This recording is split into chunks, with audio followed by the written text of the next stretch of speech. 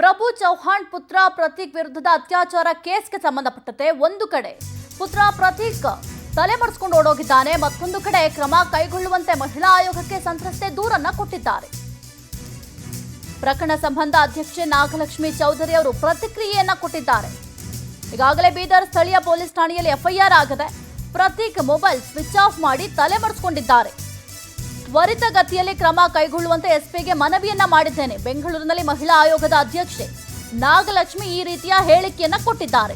ಇನ್ನು ಪ್ರಭು ಚೌಹಾಣ್ ಪುತ್ರ ಪ್ರತೀಕ್ ವಿರುದ್ಧದ ಅತ್ಯಾಚಾರ ಕೇಸ್ಗೆ ಸಂಬಂಧಪಟ್ಟಂತೆ ಕ್ರಮ ಕೈಗೊಳ್ಳುವಂತೆ ಮಹಿಳಾ ಆಯೋಗಕ್ಕೆ ಸಂತ್ರಸ್ತೆ ದೂರನ್ನ ಕೊಟ್ಟಿದ್ದಾರೆ. ಈ ಪ್ರಕರಣಕ್ಕೆ ಸಂಬಂಧಪಟ್ಟಂತೆ ಅಧ್ಯಕ್ಷೆ ನಾಗಲಕ್ಷ್ಮಿ ಚೌಧರಿ ಅವರು ರಿಯಾಕ್ಟ್ ಮಾಡಿದ್ದಾರೆ. ಹಾಗಾದ್ರೆ ಏನು ಹೇಳಿದ್ದಾರೆ ನೋಡೋಣ. ಅವರು ಈಗಲೂ ಬಂದಿದ್ದರು, ಅವ್ರ ತಾಯಿ ಮತ್ತು ಮಗು ಬಂದಿದ್ದರು, ಮಗಳು.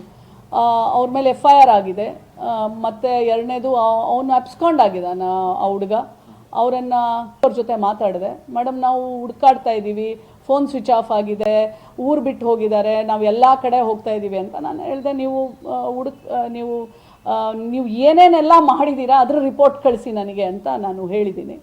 ಸೊ ಕಾನೂನು ಪ್ರಕಾರ ಆ ಹುಡುಗನಿಗೂ ಕ್ರಮ ಆಗತ್ತೆ, ತನಿಖೆ ಆಗತ್ತೆ. ಅವರು ಈಗಲೂ